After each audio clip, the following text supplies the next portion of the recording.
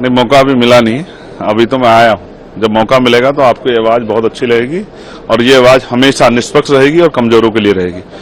मैं उनकी आवाज हूँ जिनको इंसान भी नहीं माना गया है, जिनको जानवर मान के उनको तमाम तरह सामाजिक आधार पर, आर्थिक आधार पर कुचला गया। मैं उनकी आवाज हूँ और मैं विश्वास दिलाता हूँ कि जब तक चंद्रशेखर पार्लियामेंट में है, हर जुल्म जाति के खिलाफ आवाज उठेगी और सरकारों से जवाब मांगा जाएगा, चाहे वो स्टेट की सरकार हो चाहे केंद्र की सरकार हो।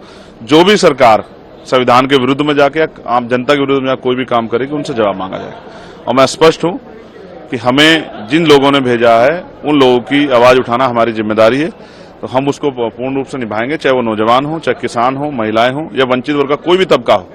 या जिस तरह से कई सूचनाएं हमारे उसमें, जैसे बाबा साहब अम्बेडकर की स्टैचू जो है उसको हटाया गया है, उसको वहां से अलग किया गया है। मैंने उस पर भी जो है लोकसभा अध्यक्ष जो हैं उनको मैंने लेटर लिखा था कि भाई आप इस पे जो है संज्ञान लें और ये ठीक नहीं है। तो मेरा पूरा प्रयास रहेगा कि जो भी यहाँ कानून बनेगा और वो कानून अगर उसमें कोई खामियां होगी तो हम लोग उसमें कोशिश करेंगे कि उसका विरोध दर्ज करा के उसमें सुधार कराएंगे, सरकार का ध्यान आकर्षित करें। और हम कोशिश करेंगे प्राइवेट बिल लाके भी सरकार जो है हमारी जनता की तरफ सुने, जो जनता चाहते हैं उन पर भी चर्चा। सेशन में बहुत कम समय मिलता है, मैं ये भी लोकसभा अध्यक्ष से मांग करूंगा सदन के माध्यम से ही कि वो सेशन का समय बढ़ाएं, जिससे कि क्योंकि बहुत बड़ी लोकसभाएं होती हैं, बहुत मुद्दे होते हैं, उन पर चर्चा करने का अवसर मिले। अच्छा, ये सत्ता के साथ विपक्ष का भी घर है, विपक्ष की भी जिम्मेदारी है। तो सत्ता पक्ष जो है सिर्फ अपने लोकसभा सांसदों के बारे में न सोचे, उनके क्षेत्रों के, तो विपक्ष को जो जहां जीत का है उसके उनके बारे में सोचना है। मेरे जैसे लोग व्यक्ति के क्षेत्र के बारे में सोचना चाहिए। वहां चाहे स्कूल, कॉलेज, हॉस्पिटल बने, वहां रोजगार की जो है समस्या उसका निदान हो, वहां बिजली पानी की अच्छी व्यवस्थाएं, सड़कें अच्छी बने, वहां बाढ़ की समस्या खत्म हो और जो भी बुनियादी समस्या जीवन में लोगों के हैं, कुटीर उद्योग लग के महिलाओं को रोजगार मिले, उस पर चर्चा होनी चाहिए। उसके लिए हम सदन में पर्याप्त समय के लिए अध्यक्ष जी से मांग करें। अच्छा, जो लोग आपके विरोधी हैं वो एक समय में कहते थे कि चंद्रशेखर जी की आवाज जातीय राजनीति पर केंद्रित है, लेकिन जो रिजल्ट है उसने तो दिखा दिया। अब जो आपका एजेंडा है वो जाति से ऊपर रहेगा। देखिए, आप फिर वहीं खड़े हैं, मैं क्या कर सकता हूं। लोग कहते थे, आपने खुद ही स्वीकार किया कि लोगों की बात गलत साबित होगी, आप खुद दोबारा कोई बात कह रहे हैं। मैं संविधान को मानने वाला व्यक्ति हूं, मैं जाति के बैरियर में नहीं हूं। मैं जातिविहीन समाज की स्थापना के लिए ये मेरे लक्ष्य में भी है और ये एक मजबूत उद्देश्य भी है इस देश को तरक्की करने का।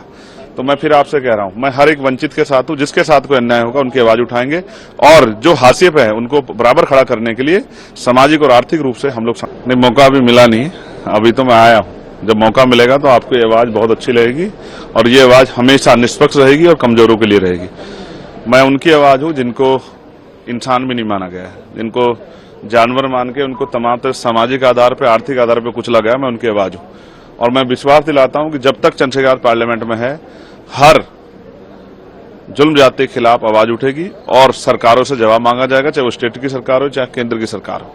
जो भी सरकार संविधान के विरुद्ध में जाके आम जनता के विरुद्ध में कोई भी काम करेगी, उनसे जवाब मांगा जाएगा। और मैं स्पष्ट हूं कि हमें जिन लोगों ने भेजा है उन लोगों की आवाज उठाना हमारी जिम्मेदारी है, तो हम उसको पूर्ण रूप से निभाएंगे, चाहे वो नौजवान हो, चाहे किसान हो, महिलाएं हो या वंचित वर्ग का कोई भी तबका हो।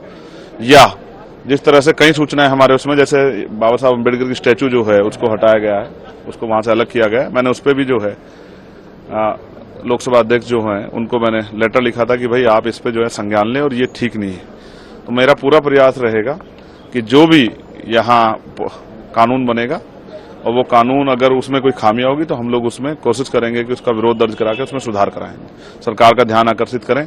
और हम कोशिश करेंगे प्राइवेट बिल लाके भी सरकार जो है हमारी जनता की तरफ सुने, जो जनता चाहते हैं उन पर भी चर्चा। सेशन में बहुत कम समय मिलता है, मैं ये भी लोकसभा अध्यक्ष से मांग करूंगा सदन के माध्यम से ही कि वो सेशन का समय बढ़ाएं, जिससे कि क्योंकि बहुत बड़ी लोकसभाएं होती हैं, बहुत मुद्दे होते हैं, उन पर चर्चा करने का अवसर मिले। अच्छा, ये सत्ता के साथ विपक्ष का भी घर है, विपक्ष की भी जिम्मेदारी है। तो सत्ता पक्ष जो है सिर्फ अपने लोकसभा सांसदों के बारे में न सोचे, उनके क्षेत्रों के, तो विपक्ष को जो जहां जीत का है उसके उनके बारे में सोचना है। मेरे जैसे लोग व्यक्ति के क्षेत्र के बारे में सोचना चाहिए। वहां चाहे स्कूल, कॉलेज, हॉस्पिटल बने, वहां रोजगार की जो है समस्या उसका निदान हो, वहां बिजली पानी की अच्छी व्यवस्थाएं, सड़कें अच्छी बने, वहां बाढ़ की समस्या खत्म हो और जो भी बुनियादी समस्या जीवन में लोगों के हैं, कुटीर उद्योग लग के महिलाओं को रोजगार मिले, उस पर चर्चा होनी चाहिए। उसके लिए हम सदन में पर्याप्त समय के लिए अध्यक्ष जी से मांग करें। अच्छा, जो लोग आपके विरोधी हैं वो एक समय में कहते थे कि चंद्रशेखर जी की आवाज जातीय राजनीति पर केंद्रित है, लेकिन जो रिजल्ट है उसने तो दिखा दिया। अब जो आपका एजेंडा है वो जाति से ऊपर रहेगा। देखिए, आप फिर वहीं खड़े हैं, मैं क्या कर सकता हूं। लोग कहते थे, आपने खुद ही स्वीकार किया कि लोगों की बात गलत साबित होगी, आप खुद दोबारा कोई बात कह रहे हैं। मैं संविधान को मानने वाला व्यक्ति हूं, मैं जाति के बैरियर में नहीं हूं। मैं जातिविहीन समाज की स्थापना के लिए, ये मेरे लक्ष्य में भी है और ये एक मजबूत उद्देश्य भी है इस देश को तरक्की करने का। तो मैं फिर आपसे कह रहा हूं, मैं हर एक वंचित के साथ हूं, जिसके साथ कोई अन्याय होगा उनकी आवाज उठाएंगे और जो हाशिए पे है उनको बराबर खड़ा करने के लिए सामाजिक और आर्थिक रूप से हम लोग